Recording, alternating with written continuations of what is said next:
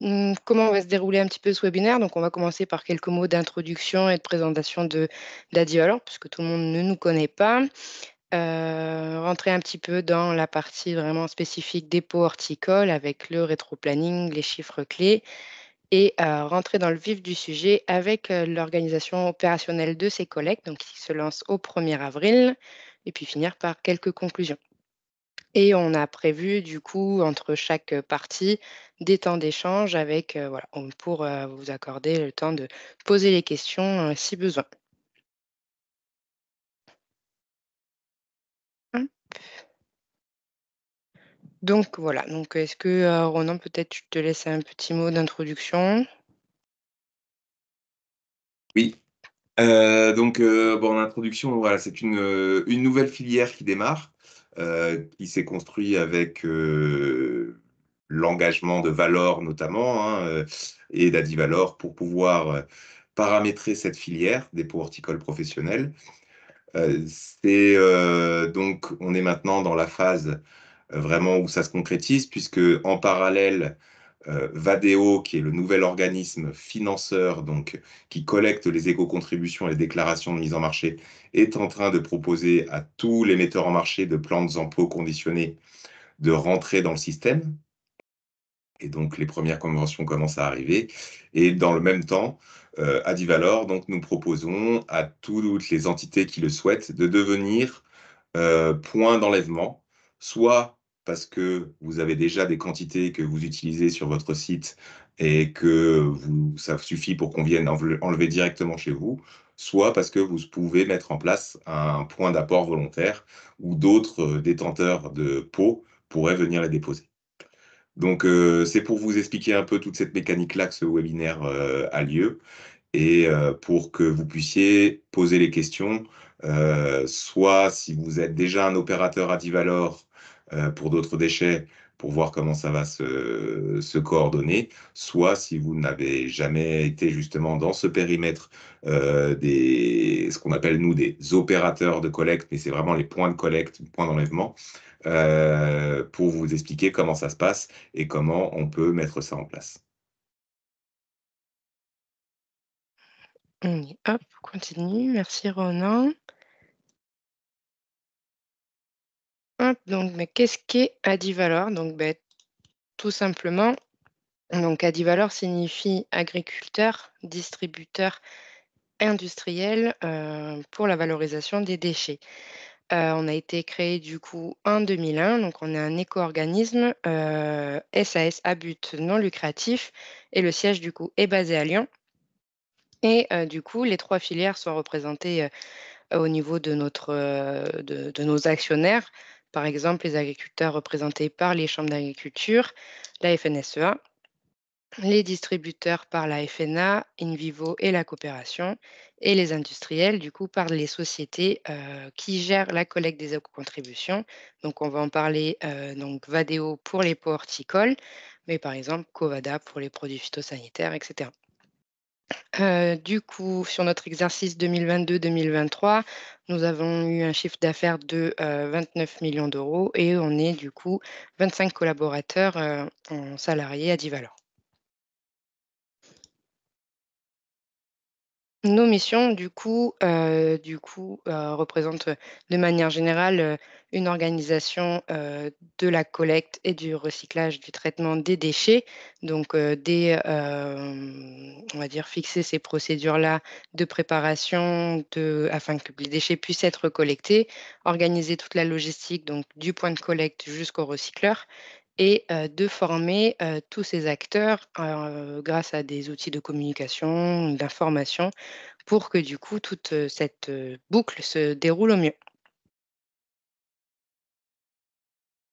Donc en quelques chiffres, aujourd'hui, voilà, on estime que plus de 300 000 agriculteurs préparent, et trient leurs déchets à la ferme, qu'ils les apportent du coup, chez plus de 1 300 donc opérateurs de collecte, hein, donc distributeurs par exemple, enfin en grande majorité et ces distributeurs mettent à disposition environ 1 800 points de collecte.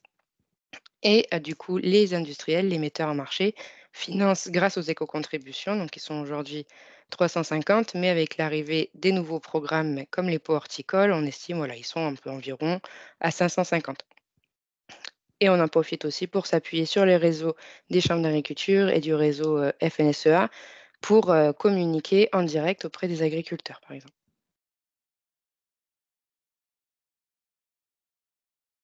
Donc, on répète un petit peu le principe, mais du coup, vraiment, le rôle de chacun. Donc, au niveau de l'agriculteur, ça va être vraiment le tri et la préparation, enfin, agriculteur ou utilisateur, en fait, du produit d'agrofourniture. Donc, la préparation du déchet à la source chez lui, du coup, sur l'exploitation. Puis, les collectes sont prises en charge par les distributeurs. Et nous, on se charge d'organiser les enlèvements, la logistique, du coup, qui sont financés par les éco-contributions mises en place par les metteurs en marché. Depuis 2001, du coup, ça fait quelques on est à plusieurs programmes de collecte, donc on a commencé sur tout le volet phytosanitaire, à la création d'Adivalor, puis on a étoffé d'année en année les programmes de collecte pour arriver jusqu'en 2024 avec le petit dernier, donc les pots horticoles, usagés à destination des professionnels et pots exclusivement en polypropylène. Ça représente un peu plus de 25 flux aujourd'hui, donc qui sont répartis en fait, en plusieurs grandes familles de types de produits d'agrofourniture et donc on rentre vraiment avec l'arrivée de cette collecte-là, dans une nouvelle filière qui est l'horticulture. Notre mission, est avant tout de collecter et de recycler les produits que nous récupérons. Ce sera donc le cas, pour les pots horticoles qui, comme pour tous les autres produits, voilà, feront partie de nos, taux de recyclage de plus de 90. Donc, la mission, voilà, c'est qu'on puisse recycler ces pots, usagés en nouveaux pots horticoles, donc grâce au réseau de recycleurs que nous pouvons, avoir aujourd'hui.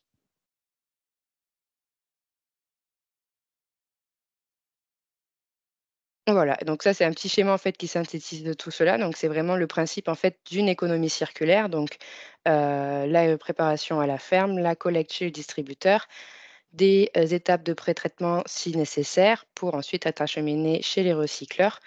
Et voilà, dans l'objectif donc de rentrer vraiment dans cette boucle avec, par exemple, de réutilisation en tant que produit d'agrofourniture qui est vraiment finalement l'objectif final voilà, qu'on cherche à atteindre. Donc voilà, donc à Divalor, finalement, on est soutenu par les pouvoirs publics parce que on a été finalement en 2001 les précurseurs en fait de la filière REP et on est une filière qui est volontaire, donc la seule filière volontaire parmi toutes les autres. Ce qui signifie que finalement, on n'a pas de cahier des charges d'agrément de filière REP, mais on est donc OK, c'est soit l'un soit l'autre, c'est pas grave. Mais du coup, on est, quand même régi, par des accords cadres avec les ministères, du coup, qui nous fixent des objectifs à atteindre, notamment, par exemple, le ministère de, l'environnement, dont justement l'accord cadre a été signé tout dernièrement au salon de l'agriculture à Paris, le 28 février, donc par le ministre, et du coup reconduit sur les 6 prochaines années. Donc voilà, donc là, ce sont des objectifs qui sont fixés sur des taux de collecte, des taux de recyclage, aussi du travail en direct avec les industriels sur la conception des emballages, par exemple. Donc voilà. Et aussi le ministère de l'Agriculture avec un accord cadre qui sera renouvelé d'ici la fin de l'année en 2024. Et là, on est sur des objectifs voilà, de communication, de sensibilisation, par exemple, aussi dans les lycées. Donc,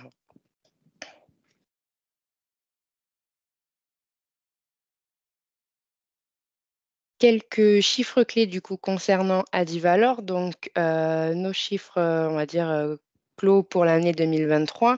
Donc, on a un gisement, de 125 000 tonnes, donc qui nous est déclaré par les metteurs en marché et en 2023, nous en avons collecté 97 000 tonnes.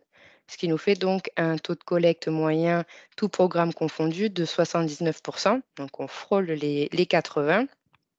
Et donc sur ces 97 000 tonnes, on en a recyclé plus de 90.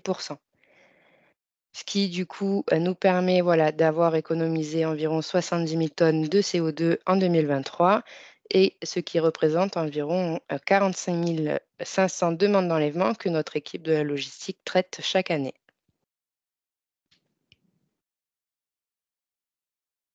Ce qui en fait nous place, ce qui place en fait l'agriculture française comme étant, championne du monde, pardon, de recyclage, voilà, on a un réel savoir-faire sur ce sujet en France que d'autres pays ne l'ont pas et ça a d'ailleurs été abordé dans le rapport de la FAO en 2021 au sujet de, cette gestion.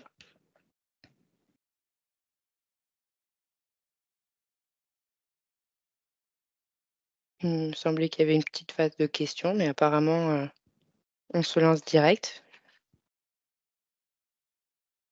On peut quand même en mettre une si jamais il y a besoin entre-temps. Je pense qu'effectivement, s'il y a des questions, c'est peut-être le moment pour les Mmh. poser.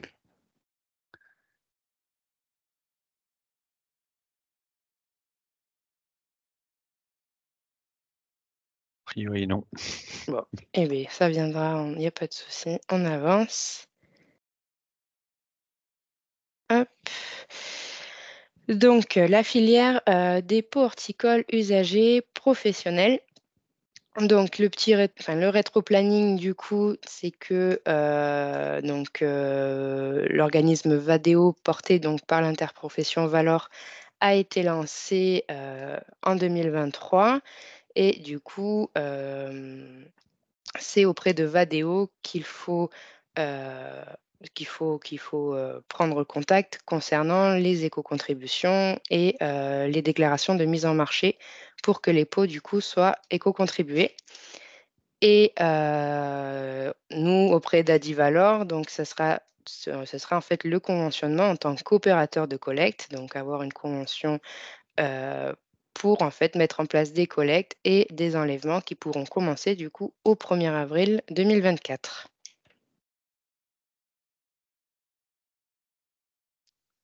Voilà, un petit tableau du coup qui présente les éco-contributions. Donc celles-ci sont fixées en fonction du volume du pot.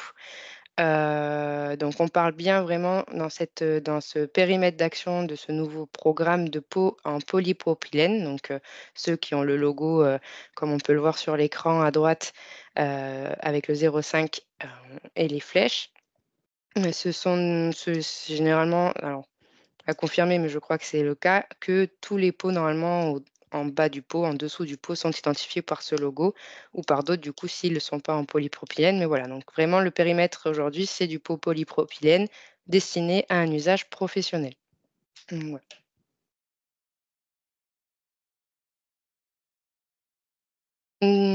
Des cartes un peu qui montrent la répartition un petit peu des surfaces, et des tailles d'exploitation, des exploitations horticoles du coup, selon les dernières analyses et dernières études.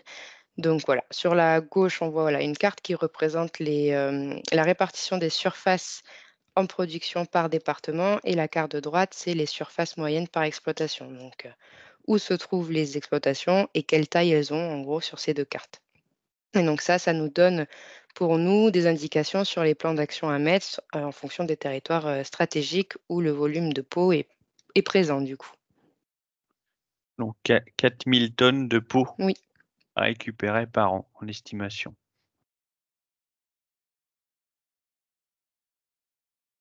Ah ben voilà, elle est là la phase, déjà est-ce qu'il y a une première phase, de questions sur, cette répartition, sur ce périmètre ou est-ce qu'on passe à la suite?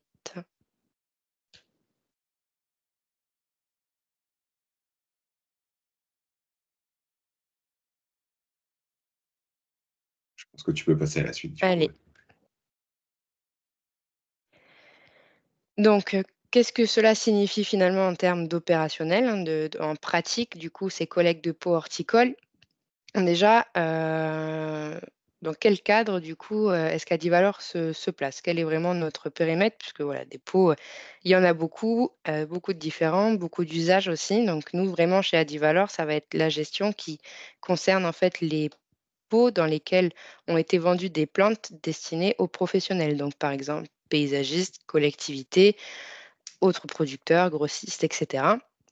Donc là, dans ce cas-là, on considère que le pot est un emballage professionnel et donc rentre dans la cadre de la filière REP professionnelle et volontaire que du coup est Adivalor et porté par Vadeo sur l'éco-contribution et que finalement tous les autres pots qui sont par exemple destinés au ménage donc doivent rentrer dans les filières REP destinées au ménage, donc par exemple Citeo ou Écomaison.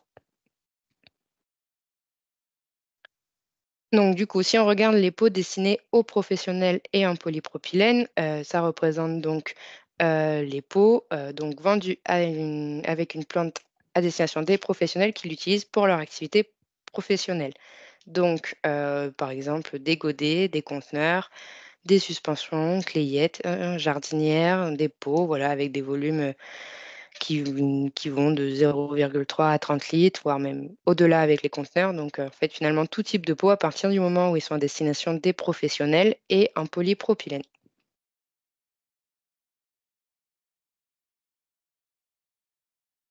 Dans un second temps, sont à l'étude donc les pots qui ne sont pas en polypropylène, donc par exemple en polystyrène ou en polyéthylène, les plaques de semis, les cultures, de culture pardon et de transport. Et autres films aussi plastiques horticoles. Donc voilà, ça, ce sera dans un second temps, après le lancement de la partie, polypropylène et comme je le disais tout à l'heure, tous les autres pots donc à destination des ménages donc sont du coup, gérés par les filières REP correspondantes pour les ménages.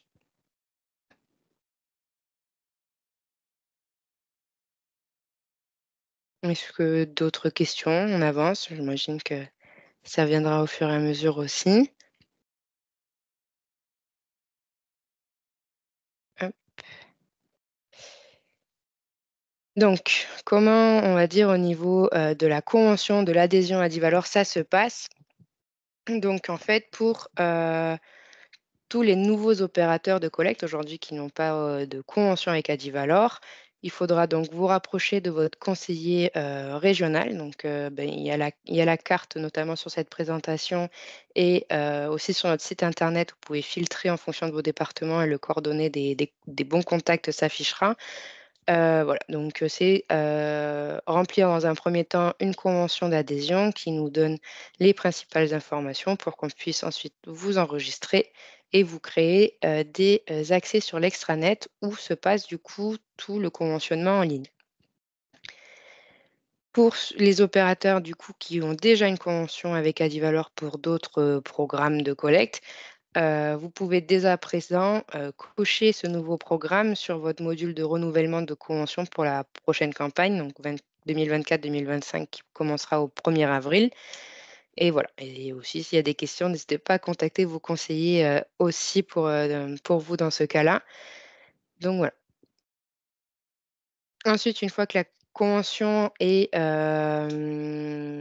lancée, on va vous demander durant celle-ci de, déterminer votre gisement. Donc là, on voit un petit tableau qui, en fonction du nombre en fonction du nombre de pots et de leur volume, va du coup vous donner un poids et donc, ensuite déterminer un gisement en emballage, vide pour qu'on puisse du coup savoir, et vous aider à déterminer derrière tout le service de collecte que vous souhaitez proposer à vos clients, à vos adhérents, aux professionnels de manière générale. Donc voilà, donc ça c'est assez important voilà, de se donner une idée de votre gisement pour savoir combien et où. Et en fonction de ça, déterminer des sites de collecte, donc des sites de collecte publics, mais aussi des sites de collecte peut-être directement sur l'exploitation, puisque les volumes seront suffisamment importants pour qu'on intervienne directement chez l'utilisateur. En fonction de cela, du coup, on peut définir une périodicité, un rythme de collecte. Et une fois que tout ce service est un peu voilà, est réfléchi et cadré, lancer de l'information en interne aussi déjà, former vos collaborateurs, mais aussi former, et informer les utilisateurs sur ces méthodes de préparation des pots. Et pour cela, nous, on se tient à votre disposition. Donc, on a déjà créé une boîte à outils de base pour informer du coup ces nouvelles collectes, mais on peut aussi vous accompagner pour créer de la communication personnalisée. Donc, tous les conseillers se tiennent à votre disposition là-dessus pour travailler avec vous et y mettre vos logos et votre service de collecte particulier. Voilà. Donc, du coup, donc même s'il y a de la communication personnalisée, on va dire qu'il y a des bases communes. Donc, c'est déjà concernant la préparation du pot horticole. Donc, il va falloir que ces pots soient, on va dire, dénués de tout résidu. Donc, il n'y aura pas de plan dedans, il n'y aura pas de terre. Et ensuite, on propose des collectes, soit en sac de collecte. Donc, pour ceux qui nous connaissent, c'est on va dire, le classique chez Adivalor, le sac de collecte, mais aussi des pots qui peuvent du coup être collectés, on va dire, empilés pour être ensuite préparés sur palette. Donc comme ça, on va voir un petit peu les consignes pour la palettisation. Mais voilà, ces 2 options-là existent. Concernant les sacs de collecte, donc, on travaille avec, 2 fournisseurs qui sont, qui sont agréés en fait pour faire les sacs de collecte, Adivalor. Nous, on recommande des sacs de 250 litres, pardon, donc ceux qui sont un peu fumés jaunes, tout simplement parce que, en fonction de comment il est rempli, si les pots sont un peu empilés, ça peut vite peser lourd. Voilà, nos préconisations, c'est que des sacs qui ne dépassent pas les 15 kilos. Donc le sac de 500 litres peut aussi convenir. Voilà. Attention au poids pour faciliter déjà la manutention et éviter voilà, d'avoir des sacs qui se déchirent et qui soient compliqués à charger par la suite, ou même difficiles voilà, à mettre en balle, par exemple, sur les plateformes de pré-traitement. Donc, vous pouvez retrouver les bons de commande sur les extranets ou alors, voilà, faut pas hésiter à nous les demander aussi. On peut vous les transmettre aussi directement par mail. Voilà. Concernant la palettisation, donc bon, certains sont déjà habitués aussi à le faire. On peut déjà en voir qui sont toutes prêtes sur les exploitations horticoles. Donc, l'idée, c'est que voilà, les pots soient empilés dessus. Les palettes font entre 150 200 kilos. Voilà, ça dépend si on est sur des palettes simples ou des box palettes, comme on peut voir en photo. Faut que ces palettes, du coup, soient filmées et respectent cette règle, on va dire classique dans le transport, qu'on puisse incliner la palette et son contenu à plus de 30 degrés pour éviter, sans avoir, on va dire, pour qu'elle reste solidaire, quoi, qu'on n'ait pas une palette qui s'écroule, en la penchant un peu. Donc voilà, qu'elle puisse résister tout simplement au transport et au chargement.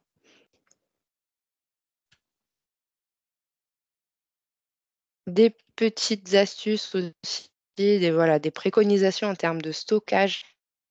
Donc en fonction si on choisit un mode de collecte en sac ou en palette, voilà donc la surface pour atteindre donc les seuils, donc on en parle après, mais est différente. On évite par exemple de, gerber les palettes, c'est un peu plus compliqué, donc voilà, ça c'est toutes des infos, on va dire pratiques que vous pouvez retrouver aussi dans les guides, qui sont les documents contractuels, auxquels voilà, vous signez quand vous validez les conventions.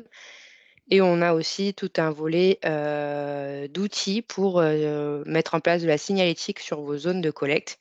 Donc ça peut être intéressant dans la mesure où, vous avez peut-être plusieurs déchets qui sont stockés sur les sites. Donc voilà, d'avoir des zones appropriées en fonction des déchets. Je On a une petite question, Oui. Charlène, concernant, les palettes et les box palettes, à savoir s'ils sont perdus. Donc effectivement, les palettes et box seront perdues. On va pas les ramener au au point de collecte ou à l'horticulteur, à l'issue des enlèvements. Voilà.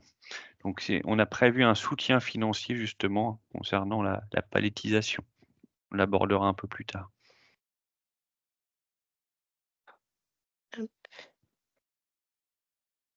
Dans la boîte à outils aussi au niveau de la communication, on a créé aussi voilà des fiches qui permettent de contrôler la qualité, des pots horticoles. Et donc du coup, voilà, on va dire, illustrer, les pots qui peuvent être acceptés, les pots qui ne le sont pas. Donc, dans quelques exemples des non-conformités que l'on pourrait, avoir, ce sont des pots qui sont mélangés avec d'autres types de plastique, donc par exemple, sacs de substrat, sacs d'engrais, des pots qui sont contenus en sacs non transparents, donc par exemple le Big Bag ou voilà, des pots mal vidés, en mélange aussi, du coup, avec le point de vigilance à avoir, en mélange avec d'autres types de pots qui ne sont pas en polypropylène ou alors mal conditionnés, par exemple en carton, et cetera. Donc voilà, un peu le type de non-conformité qu'il peut avoir. Donc du coup, une fois que donc les déchets, sont apportés sur le point de collecte, hem, il va être nécessaire de remplir ce qu'on appelle l'attestation de remise des déchets. Donc c'est un document qui justifie hem, la bonne gestion du déchet par l'utilisateur et qui peut être demandé en cas de contrôle, heu, dans le cadre de cahier des charges de production. Donc voilà, ça c'est un papier qui est assez important pour l'utilisateur. Et donc, voilà, donc on a mis en place des carnets, autocopiants qui sont commandables, gratuitement. On a aussi des versions Excel aussi si certains préfèrent la version informatique. Donc ça, voilà, c'est un outil qu'il faut avoir lorsqu'on se lance finalement dans la collecte de, déchets agricoles. Hop. Au sujet du seuil d'enlèvement, donc le seuil d'enlèvement qui est fixé du coup par le niveau de l'éco-contribution. Donc aujourd'hui, l'éco-contribution prend en charge les enlèvements à partir de 600 kilos de sacs enfin, ou 600 kilos de palettes. La combinaison entre les sacs, pardon, je vais y arriver, et les palettes donc n'est pas envisagée.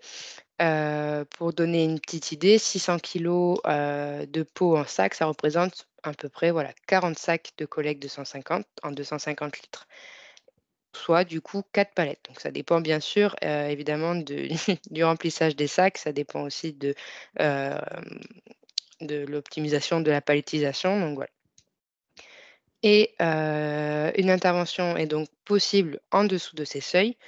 Et dans ce cas-là, sera, appliquée une participation financière au transport forfaitaire, donc soit qui est de 90 € hors taxe si on est entre 150 et 600 kilos, ou 350 € hors taxe si on est en dessous du, 150 kilos.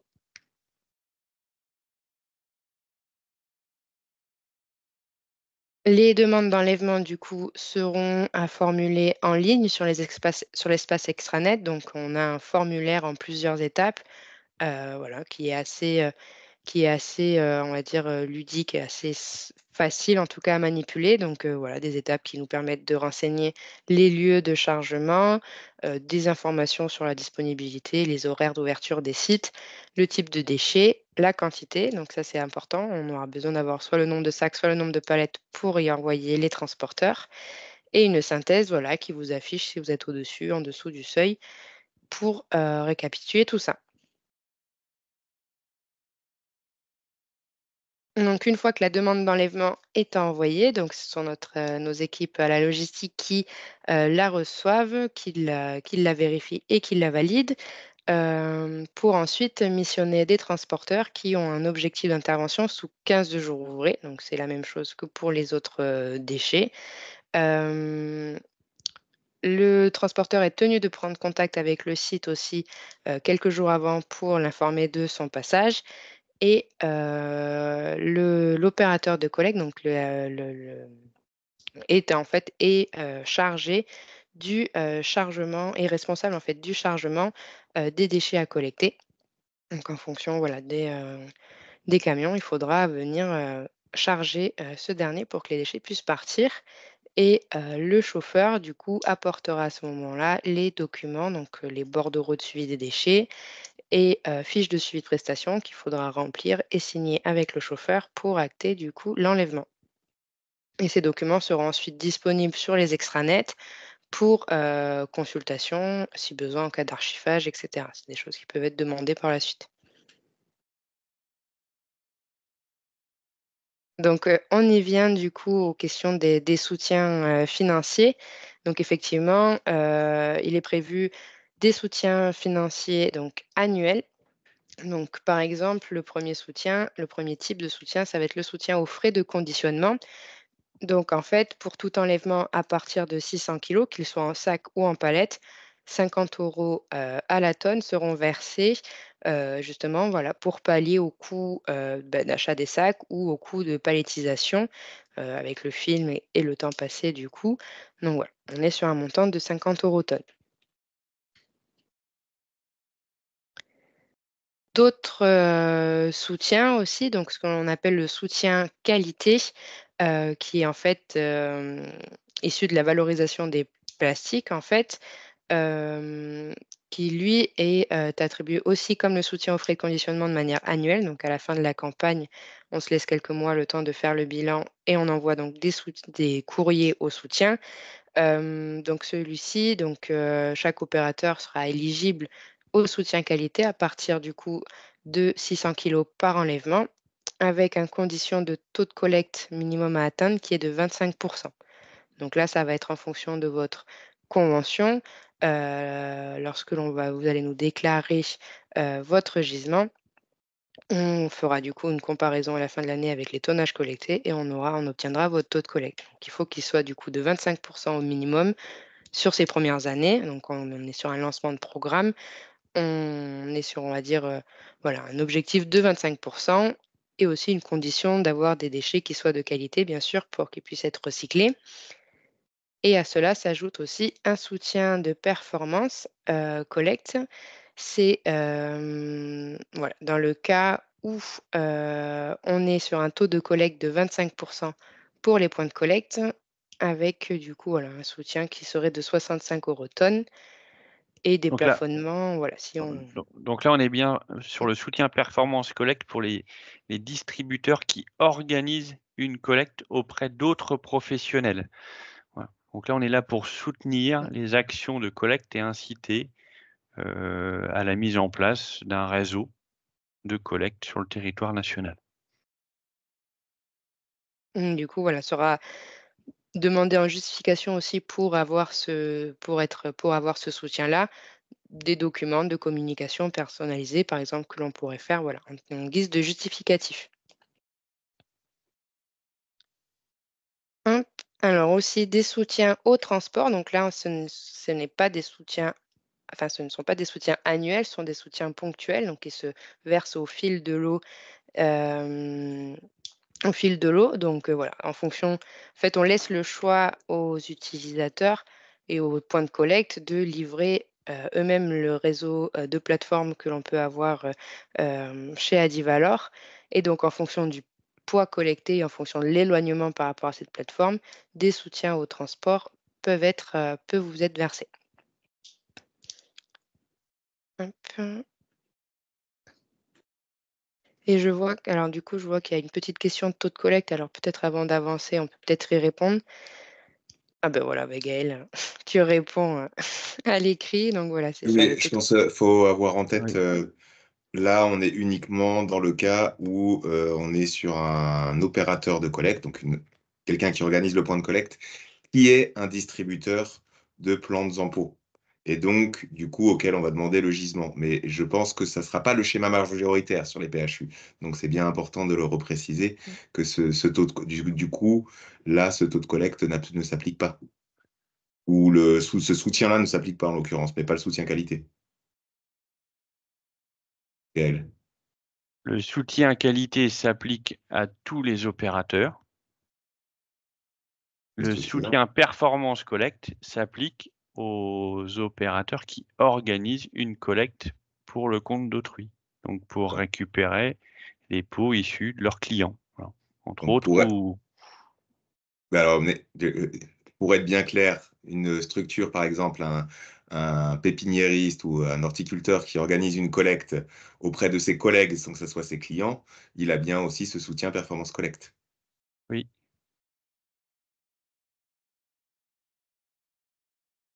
C'est ça. Hop. Est-ce que c'est clair, hein? Parce que Oui. une entreprise du paysage.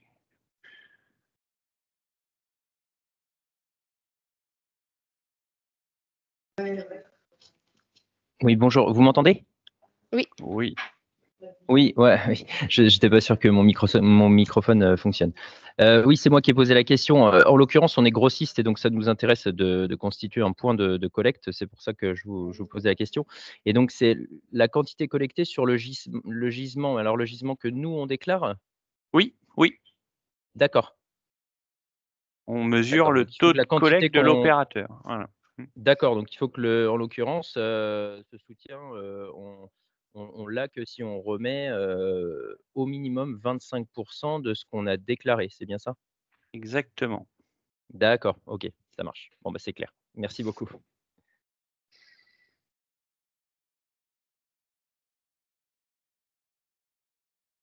Hein. Aussi, du coup, on répond donc à une autre question qui a été posée concernant les balles. Donc, effectivement, on laisse la possibilité à l'opérateur de collecte, donc soit le point de regroupement ou même peut-être même l'utilisateur, bon, peu importe, de mettre en balle lui-même ses pots. Et donc, du coup, il y a des conditions de mise en balle pour que du coup on puisse verser ces soutiens-là. Donc, il faut voilà, que la balle pèse au minimum 450 kilos. Et le soutien aussi sera versé à partir de 10 tonnes enlevées. Donc, pour un soutien voilà, de 70 € tonne, pour, avec un soutien complémentaire aussi d'optimisation de la logistique. Et donc, voilà, un camion complet qui, du coup, peut partir à partir de 17 tonnes de peaux horticoles.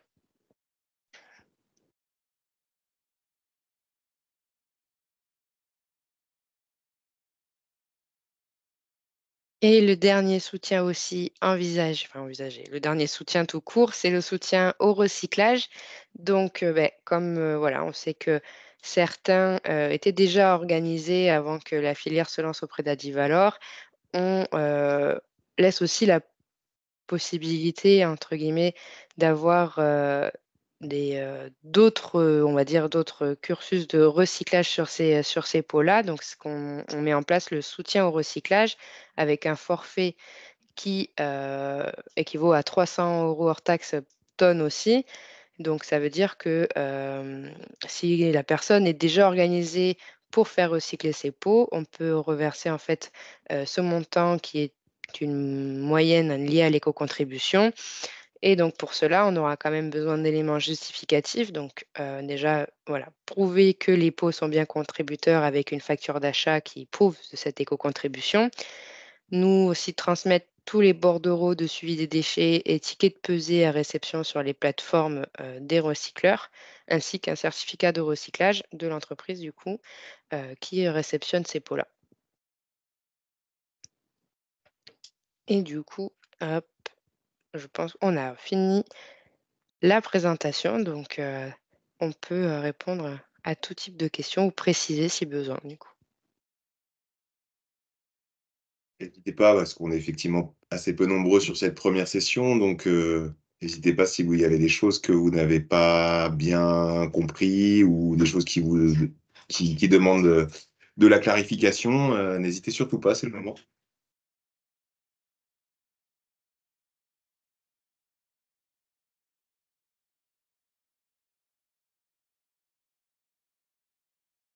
Pas de questions? Oui, du coup, je peux me Peut-être, permettre. moi j'avais vas-y, Ah. j'irai après toi.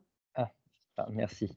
Oui, bah, du coup, je voudrais juste, revenir sur la dernière diapo. L'écart me paraît assez conséquent au niveau des soutiens entre, bah, les premiers soutiens où on est dans le système, Adivalor et le soutien, là de 300 € la tonne, si on est dans un autre, circuit. Alors, Qu'est-ce qui explique ces écarts? en fait, si vous êtes dans un autre circuit, là, ce soutien-là, c'est qu'en fait, vous gérez tout vous-même. C'est-à-dire, vous gérez, en fait, vous avez déjà une solution identifiée de recyclage, vous la gérez et en fait, nous, on récupère juste la traçabilité des données.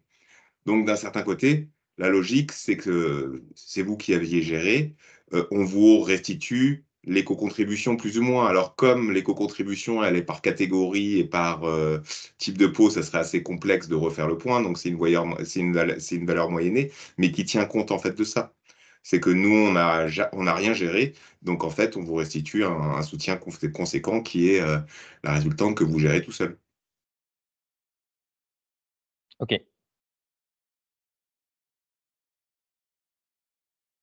Il y a une main levée, je crois.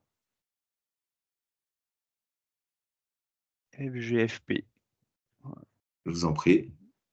Oui, donc en fait, dans le prolongement de la question qui vient d'être posée, par rapport à votre réponse, si je comprends bien, c'est la résultante, c'est si on sert de plateforme de récupération des pots professionnels, c'est pour ça que vous reverserez pas forcément, mais on servira de réseau de plateforme ou de point d'ancrage en fait, par rapport aux professionnels.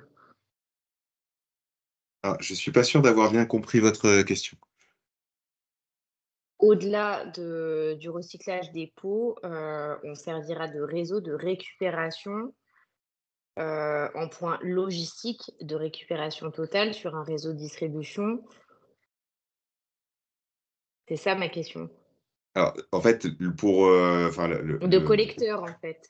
oui, le point, effectivement, ce webinaire était dédié aux entreprises qui souhaitaient être collecteurs Oui. donc de pots horticoles, soit qu'on vienne directement enlever chez eux parce qu'elles ont des volumes suffisants, soit aux entreprises qui souhaitent effectivement proposer un point de collecte, soit parce qu'elles sont grossistes ou distributeurs de plantes en pot, soit parce qu'elles se disent que ça pourrait être un complément de leur activité et collecter les pots de leurs collègues voisins. Je ne sais pas si j'ai répondu à votre question. Totalement.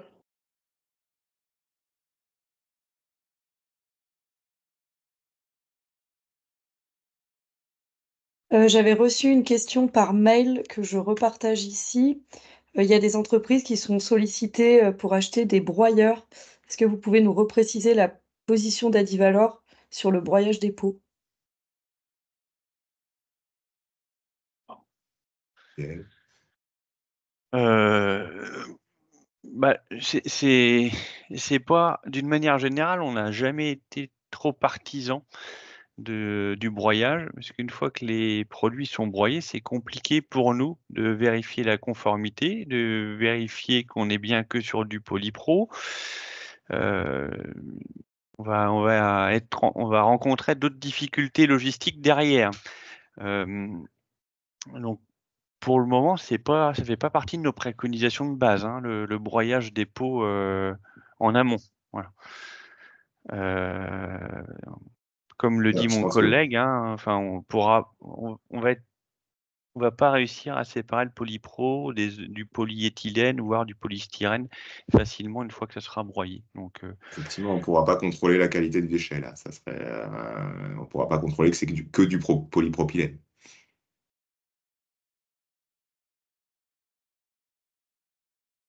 et du coup, Morgane, t'as beaucoup de demandes de ce type-là sur. Non, mais je trouvais ça bien que vous puissiez le repréciser et expliquer pourquoi vous n'y êtes pas favorable, parce que effectivement, le contrôle qualité, il est difficile. Mais il y a des entreprises qui sont sollicitées, notamment, j'ai eu des échos en région de Pays de la Loire pour acheter ce type d'équipement. Et donc avant qu'ils investissent, voilà, c'est important d'avoir la position d'Adivalor.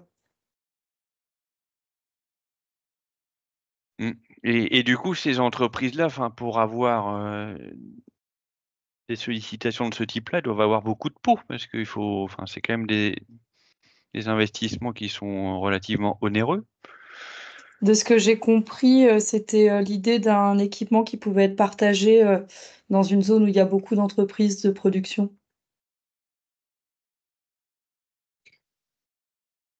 Ça semble un investissement plus conséquent que celui juste de conditionner les pots en palette ou en sac pour qu'on puisse venir les enlever. Oui, complètement en phase. Mais, du coup, voilà, c'est bien que enfin voilà, je voulais juste que vous partagiez votre avis, d'expert, On technique, a, sur le sujet. on a essayé en son temps, hein, de broyer les bidons de produits phyto avec des broyeurs mobiles, etc. C'était très compliqué en termes de sécurité, en termes de temps d'installation, de protocole de sécurité, de plan de prévention, etc. Et au final, on passait plus de temps à faire de l'administratif, à faire qu'à broyer réellement les pots. Donc, on a clairement, nous, arrêté ces dispositifs-là. Donc, et puis après, comme on l'a dit tout à l'heure, on a d'autres problématiques de qualité intrinsèque du broyer qui sera produit et qui pourra poser des problèmes de recyclage. Donc,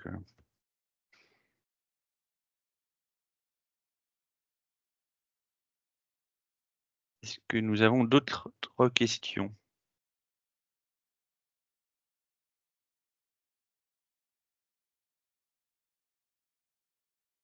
Bon. Écoutez, merci à tous d'avoir été présents pour cette première session de webinaire. La présentation, effectivement, on va la partager de toute façon. Et le webinaire aussi, l'enregistrement, on pourra le partager pour ceux qui souhaitent le partager à d'autres, certains de vos confrères ou collègues. Merci à tous, passez une bonne fin de journée.